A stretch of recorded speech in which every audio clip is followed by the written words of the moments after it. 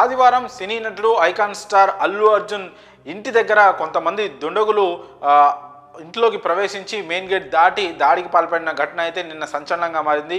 అక్కడ ఉన్న పూలకుండ్లు కావచ్చు, కొన్ని పలగొట్టి ఒక రకమైన భీభత్సం అనేది అక్కడ సృష్టించారు. భయాందోళన వాతావరణాన్ని అయితే అక్కడ క్రియేట్ చేశారు. అయితే ఈ దాడికి సంబంధించి ఈ దాడికి పాల్పడిన 6 వ్యక్తులను నిన్ననే పోలీసులు అరెస్ట్ చేయడం జరిగింది. అయితే ఇప్పుడు ఆ నిందితులకి ఎవరైతే 6 నిందితులు ఉన్నారో రెడ్డి శ్రీనివాస్, మోహన్, నాగరాజు, నరేష్, ప్రేమ్ కుమార్, ప్రకాష్ అనే వీరందరికీ కూడా బెయిల్ అయితే మంజూరైంది. కోర్టు వీళ్ళకి బెయిల్ మంజూరు చేసింది. ప్రస్తుతం వీళ్ళు జైలు నుంచి అయితే బయటకు వచ్చారు. 10,000 పూచీకత్తు కట్టి మరీ బయటకు రావడం జరిగింది. అయితే ఈ దాడి ఘటన ఒక్కసారిగా అటు రాజకీయ వర్గాల్లోనూ ఇటు సినీ ప్రముఖుల్లోనూ ఒక ఆందోళన అయితే కలిగించింది. దీనిపై ముఖ్యమంత్రి రేవంత్ రెడ్డి కూడా స్పందిస్తూ సోషల్ మీడియా వేదికగా ఆయన స్పందిస్తూ దాడిని అయితే ఖచ్చితంగా ఖండిస్తున్నానని చెప్పడం జరిగింది.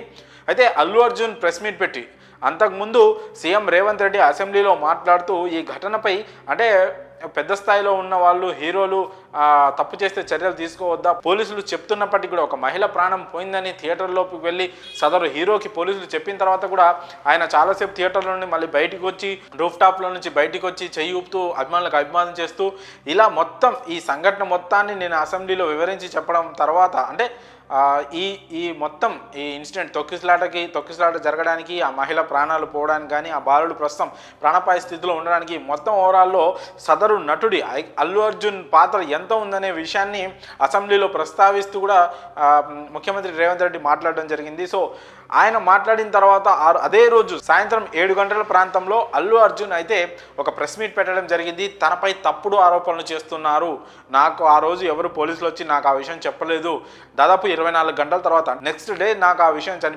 తెలిసింది, ఆ మహిళ కళ్ళు తిరిగి చనిపోయిన విషయం నాకు తర్వాత రోజు తెలిసిందని అల్లు అర్జున్ ప్రెస్ మీట్ పెట్టడం జరిగింది. ఆ ప్రెస్ మీట్లో ఆయన చెప్పడం జరిగింది. సో ఇదంతా జరిగిన తర్వాత నెక్స్ట్ డేనే అంటే అల్లు అర్జున్ కావాలని గవర్నమెంట్కి వ్యతిరేకంగా, రేవంత్ రెడ్డికి వ్యతిరేకంగా ప్రెస్ మీట్ పెట్టి ఒక కౌంటర్ లాగా మాట్లాడారని కొంతమంది సోషల్ మీడియాలో కూడా అల్లు అర్జున్పై విమర్శలు చేశారు. ప్రభుత్వం నుంచి కూడా అనేక మంది నేతలు అల్లు అర్జున్పై బహిరంగంగానే విమర్శలు గుప్పించారు.